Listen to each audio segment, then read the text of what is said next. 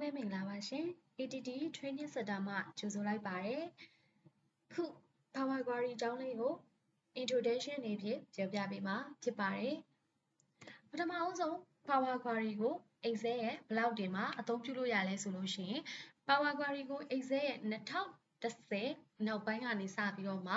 အားလုံးအသုံးပြုလို့ရပါတယ်2000ဘေးအနေဖြစ်ကတော့2016ကနေစပြီးတော့မှပါဝင်လာတာဖြစ်တဲ့အတွက်ကြောင့်မလို့လူကြီးမင်းတို့ရဲ့ Excel က2010ဒို့မဟုတ်2013ဖြစ်ခဲ့တယ်ဆိုလို့ရှိရင်တော့ Power Query ကို free download ရယူပြီးတော့မှ edit အနေဖြင့်သုံးလို့ရမှာဖြစ်ပါတယ်အဲ့တော့ Power Query ကို Excel 2010ကနေစပြီးတော့2016နောက်ပိုင်းသုံးပြုလို့ရတဲ့အပြင်ကို Power BI မှာလည်းသုံးပြုလို့ရပါတယ် Power Query က Power BI ရဲ့လုံးဝအစွမ်းထက်တဲ့ tool တစ်ခုအနေဖြင့်လည်းပါဝင်နေတာဖြစ်ပါတယ်လူကြီးမင်းတို့ရဲ့ data တွေ raw data တွေကို analyze ပြုလုပ်ဖို့အတွက်လိုအပ်တယ်လို့ report တွေထုတ်ဖို့အတွက်ဆိုလို့ရှိရင် Power Query ကအများကြီးအသုံးဝင်တာလည်းဖြစ်ပါတယ်အဲ့တော့ Excel က data တွေကိုပဲ Power Query ကကိုလိုချင်တဲ့ report တွေအဖြစ်ရအောင်ပြင်ဆင်နိုင်တာမဟုတ်ပါဘူးမြောက်များစွာတဲ့ data source တွေကနေပြီးတော့မှဆွဲယူပြီးတော့ Power Query ကနေပြီးတော့မိမိတို့လိုချင်တဲ့ report တွေကိုထွက်အောင်ပြုလုပ်ပေးလို့ရပါတယ်ဥပမာပြောရတယ်ဆိုလို့ရှိရင်တော့ Access တို့ Excel တို့ text file တို့ CSV file တွေဒါမှမဟုတ်လို့ရှိရင် web server တွေကနေတဆင့်လဲယူနိုင်တယ်လို့web server တွေတဆင့်ကလည်းယူနိုင်လို့ဥပမာဆိုလို့ရှိရင် SQL တို့ MySQL တို့ဒါမျိုးတွေကနေပြီးတော့လဲဆွဲပြီးတော့မှ Power Query ကိုလုပ်ရတာမျိုးတွေလည်းရှိပါတယ်နောက်ပြီးတော့ကိုရီအရင်တုန်းက Excel သုံးခဲ့ရဆိုလို့ရှိရင်တချို့ဟာတွေကို formula တွေသုံးပြီးတော့ formula တွေချိတ်ဆက်ပြီးတော့မှအသုံးပြုလို့ရတဲ့ကိစ္စတွေမှာလည်း Power Query ကိုအသုံးပြုတဲ့အခါမှာဆိုလို့ရှိရင် Excel function အချို့ကိုသိစရာမလိုဘဲနဲ့ one click ထဲနဲ့လျင်လျင်မြန်မြန်ပြောင်းလဲပြီးတော့အသုံးပြုလို့ရမှာလည်းဖြစ်ပါတယ်ထက်လက်တွေ data တွေကိုချိတ်ဆက်ပြီးတော့လည်းအသုံးပြုလို့ရတဲ့အတွက်ကြောင့်မလို့ Power Query က analysis သမားတွေအနေဖြင့်တော့ ETL ဆိုပြီးတော့မှခေတ်စားတာဖြစ်ပါတယ်အဲ့တော့ E ဆိုတာက extract ကိုပြောတာပါဆွမ်းနာတော့က data source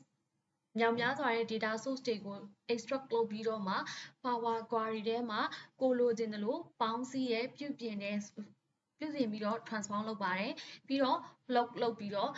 လိုအပ်တဲ့ report တွေကိုထုတ်လို့ရပါတယ်အဲ့တော့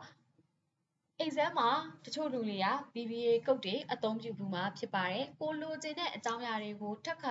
အသုံးပြုတဲ့ထပ်ခါ report တွေထုတ်ချင်တာမျိုးတို့ဒီအကြောင်းအရာတွေ repeat again လုပ်ချင်တာမျိုးတွေဆိုလို့ရှိရင်တော့Excel မှာဆိုလို့ရှိရင်တော့ VBA ကုတ်တွေကိုအသုံးပြုတယ်သို့မဟုတ် macro recording တွေကိုအသုံးပြုပြီးတော့မှဆောင်ရွက်တယ်လို့ပဲ run ပြီးတော့မှဆောင်ရွက်တယ်လို့ပဲ Power Query မှာလည်းPower Query ကကြတော့ recording သုံးစရာမလိုပဲနဲ့အသုံးပြုလို့ရပါတယ်အဲ့တော့ Excel မှာဆိုရင် VBA ကုတ်သုံးတယ်လို့ Power Query မှာလည်း form ဆိုတာကိုလည်းအသုံးပြုလို့ရပါတယ်အဲ့တော့တချို့Excel မှာformula တွေ function တွေအသုံးပြုပြီးတော့မှ report အဆင့်ဆင့်ကိုပြုလုပ်နေတဲ့အချိန်မှာPower Query ကို one click ထဲနဲ့ click တစ်ချက်နှိပ်ရုံနဲ့ report တွေထွက်လာတာမျိုးတွေကိုအသုံးပြုလို့ရပါတယ်နောက်တစ်ခုexample ပေးရမယ်ဆိုလို့ရှိရင်လူကြီးမင်းကအခုအတန်းမိုင်တယောက်ဖြစ်တယ်ပေါ့နော်အတန်းမိုင်တယောက်ဖြစ်တယ်ဆိုလို့ရှိရင်ကိုတင်တဲ့ major လည်းရှိသလိုတခြားဆရာမတွေတင်တဲ့ major တွေလည်းရှိရပေါ့နော်အဲ့ခါကျတော့အတန်းမိုင်တယောက်ကဘာပြုစုပေးရမယ်ဆိုတော့အောင်စင်းထုတ်ဖို့အတွက်တခြား major တွေရဲ့တခြား subject တွေရဲ့အောင်လားကြလားစာရင်းတွေကိုလိုအပ်တယ်အဲ့တော့ဒီ format တူတဲ့ဟာတွေကိုခြားဆရာမတွေက folder တစ်ခုနဲ့ပေးမယ်ဆိုလို့ရှိရင် Excel မှာဆိုလို့ရှိရင်ဒီ folder ကိုဖွင့်အောင်ဟဲ့ဖွင့်ပြီးသွားလို့ရှိရင်combine လုပ်အောင်ဟဲ့အဲ့လိုမျိုးဟာတွေနဲ့define တစ်လချင်းစီရဲ့အောင်စင်းတွေကိုဖွင့်လိုက်ပိတ်လိုက်ဖွင့်လိုက်ပိတ်လိုက်လုပ်ပြီးတော့မှ data တွေကိုပေါင်းပြီးတော့မှကျောင်းသားတစ်ယောက်အောင်လားကျလားဆိုတဲ့စာရင်းတွေကိုထုတ်ပြန်ရမှာဖြစ်တယ်။သို့ပေမဲ့ Power Query မှာဆိုလို့ရှိရင်fora တစ်ခုထဲမှာပဲ click တစ်ချက်နှိပ်ရုံပြီးတော့ကိုလိုချင်တဲ့ format ကိုပြုတ်ပြင်ပြီး transform လုပ်လိုက်ရုံနဲ့ဒါသည်လုပ်ပြန်လုပ်ပြီးတော့ result ကိုတစ်ခါတည်းထုတ်ပေးလို့ရတယ်။အချိန်တိုအတောအတွင်းမှာအဆင့်ဆင့်ဖြတ်စရာမလိုဘဲနဲ့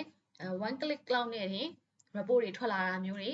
data analyze တွေလုပ်လို့ရတာမျိုးတွေကို Power Query ကနေပြီးတော့မှလုပ်ဆောင်ပေးတာဖြစ်ပါတယ်။အဲ့တော့နောက်လတွေမှာလည်းဒီဟာတွေကိုစုစည်းလို့ရှိရင်နောက်တစ်ခါexam မှာဆိုလို့ရှိရင် report တွေပြန်ဆွဲရတာမျိုး formula တွေပြန်ရေးရတာမျိုးလုပ်စရာမလိုဘဲနဲ့ Power Query မှာဆိုလို့ရှိရင်တော့ folder တွေကိုExcel file ထည့်လိုက်တာနဲ့ဒီဘက်က query မှာ refresh လုပ်လိုက်တာနဲ့ auto တက်လာတာမျိုးတွေကအစား report တွေကတခါတည်းပြောချင်တဲ့တဘောကတခါတည်းformat ချပြီးတာနဲ့နောက်လတွေမှာသွားပြီးတော့မှထပ်ခါလုပ်စရာမလိုဘဲနဲ့ reflect နှိပ်လိုက်တာနဲ့တင်ကိုလိုချင်တဲ့ data တွေ analysis တွေလုပ်ပြီးသားတွေဖြစ်သွားတဲ့အခါမျိုးတွေမှာ Power Query ကလုံးဝ most powerful ဖြစ်တဲ့ tool တစ်ခုဖြစ်ပါတယ်။